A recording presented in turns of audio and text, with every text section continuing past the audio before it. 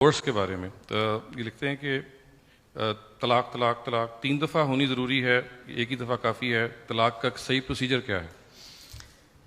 طلاق دینے کا صحیح طریقہ یہ ہے کہ سب سے پہلے یہ دیکھیے کہ آپ کے دل میں طلاق کا خیال کیوں پیدا ہوا ہے۔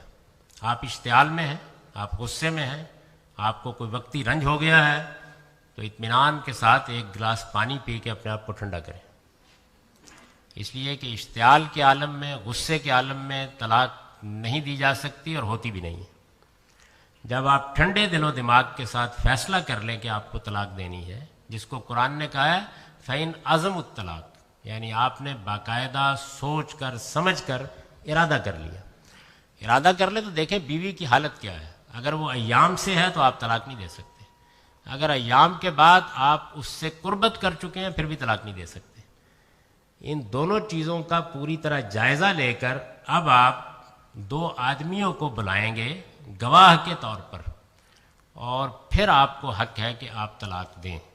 اور ایک طلاق ہمیشہ ایک، کبھی 2 بھی نہیں، کبھی 3 بھی نہیں، اس کا خیال بھی دل میں نہ لائیے۔ ایک طلاق۔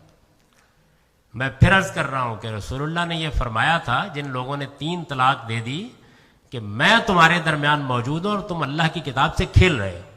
اس کی کوئی گنجائش نہیں، یہ بالکل آخری درجے میں ایک حرام چیز ہے، ایک طلاق۔ تو پروسیجر یہ ہے کہ اگر جب ایک طلاق دے دے گا کوئی آدمی اس سارے مرحلے سے گزر کر، تو پھر 3 مہینے تک مزید مہلت ہے کہ جس میں وہ اپنے ارادے پر نظر ثانی کر سکتا ہے۔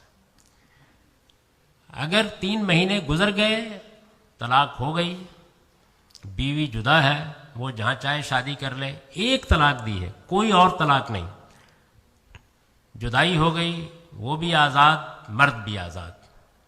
اگر درمیان میں فیصلہ کر لیا کہ نہیں نباہ کرنا ہے، کوئی احباب بیچ میں پڑے، آدمی کو خود غلطی کا احساس ہوا، اب اس کے کوئی 10 سال 20 سال بعد دوبارہ کوئی جھگڑا ہو گیا یا کوئی مسئلہ ہو گیا اور آدمی نے پھر اسی طرح اسی پروسیجر سے گزر کر دوبارہ طلاق کا فیصلہ کیا، تو اس کو دوسری طلاق کہتے ہیں۔ سمجھ رہے ہیں نا یہ بات؟ یہ طلاق بھی بالکل اسی طرح اسی مرحلے سے گزرے گی، یعنی 3 مہینے میں آپ چاہیں تو فیصلہ واپس لے لیں، چاہیں تو 3 مہینے گزر جانے دیں۔ اگر اس مرتبہ بھی 3 مہینے گزر گئے تو بیوی الگ، شوہر الگ، آپ جب چاہیں دوبارہ اس سے شادی کر لیں۔ اگر آپ نے 3 مہینے کے اندر فیصلے کو واپس لے لیا اور پھر کوئی 4-5 سال کے بعد اسی حماقت کو دوبارہ دل چاہا، تو اللہ تعالیٰ نے یہ آخری حق بھی دیا ہے۔ اس کو کہتے ہیں 3 مرتبہ طلاق کا حق، یعنی ایک مرد کو ایک رشتہ نکاح میں 3 مرتبہ طلاق کا حق دیا گیا ہے، نہ کہ 3 طلاق کوئی چیز ہوتی ہے۔ یہ مہذب ترین الفاظ میں نان سینس ہے۔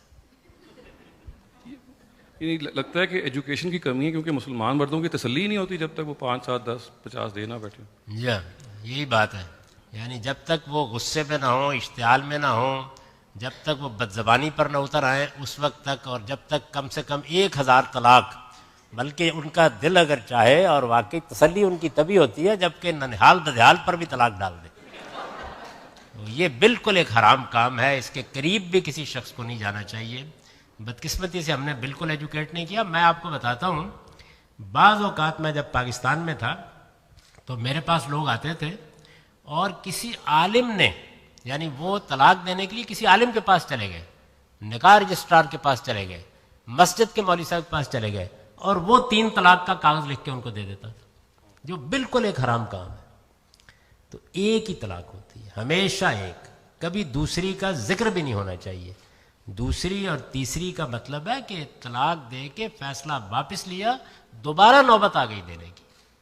ایک رشتہ نکاح میں 3 مرتبہ اللہ تعالیٰ نے طلاق کا حق دیا، ایک رشتہ نکاح میں۔ یہ ہرگز مطلب اس کا نہیں ہے کہ پہلے آپ طلاق دیں۔ اچھا، جو لوگوں نے اصلاح کی ہے پاکستان میں، ان کو بھی داد دینی پڑتی ہے۔ انہوں نے کیا طریقہ اختیار کیا ہے کہ آپ ایک طلاق دیں، پھر اگلے مہینے دوسری دے دیں، پھر اگلے مہینے تیسری دے دیں۔ یہ کیا چیز ہے؟ ایک ہی طلاق، کبھی دوسری کا نام بھی کسی آدمی کی زبان پر نہیں آنا چاہیے، سوائے اس کے کہ وہ ایک دے کے واپس لے چکا ہو اور اب دینا چاہتا ہوں۔ یہ ڈرامے میں جی ایک واقعہ بھی ہوا تھا پاکستان میں، میاں بیوی نے ڈرامے میں طلاق دے دی تو مولویوں نے کہا جی کہ طلاق ہوگی اب. تو ڈرامے میں اور جو کچھ ہوتا ہے وہ بھی ہونے دینا چاہیے پھر. تعجب کی بات ہے کہ ان کو صرف ڈرامے میں طلاق ہوتی نظر آئی، ڈرامے میں روز نکاح بھی ہو رہے ہوتے ہیں. That's a good point. یعنی کسی نے کبھی فتویٰ نہیں دیا. یہ جو فتویٰ بازی ہے اس سے خدا کی پناہ مانگنی چاہیے.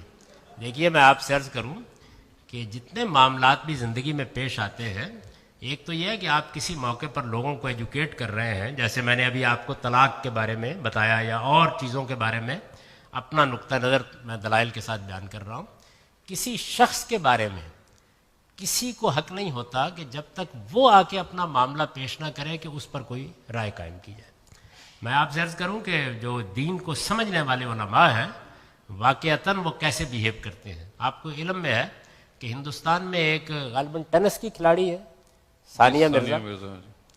تو بعض علماء نے ان کے لباس کے بارے میں فتویٰ دے دیا کہ یہ جس لباس کے ساتھ ٹینس کھیلتی ہیں وہ لباس ناجائز ہے. تو میں خود سن رہا تھا اور مجھے بڑی فرحت ہوئی. یعنی اس پہ ایک ہنگامہ ہو گیا، کوئی کہہ رہا ہے کہ ٹھیک ہے، کوئی کہہ رہا ہے غلط ہے. ہندوستان کے ایک جلیل القدر عالم ہے مولانا وحید الدین خان صاحب، ان کو ہندوستان کے ایک ٹیلی ویژن نے لائن پر لیا اور ان سے سوال کیا. آپ سوال جواب سنیے. انہوں نے سوال کیا کہ مولانا فلاں فلاں علماء نے فلاں مدرسے نے فتویٰ دے دیا ہے کہ ثانیہ مرزا کا لباس اسلام کے مطابق نہیں ہے، تو آپ کی کیا رائے ہے؟ انہوں نے کہا ثانیہ مرزا تو مجھ سے پوچھنے کے لیے نہیں آئی. یہ جب وہ میرے پاس آئے گی تو میں اس سے بات کر لوں گا. آپ کو بیٹھے بیٹھے کیا تکلیف ہوئی؟ یعنی آپ کا کام لوگوں کو ایجوکیٹ کرنا ہے، نہ کہ ان کے اوپر فتوے لگانا آپ کا کام ہے.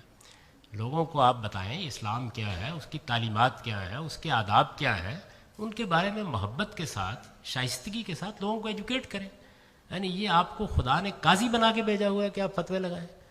جب کسی شخص کو اپنے لباس کے بارے میں، اپنے کسی کام کے بارے میں پوچھنے کی ضرورت پیش آئے گی، وہ کسی صاحب علم کے پاس چلا جائے گا، پوچھ لے گا.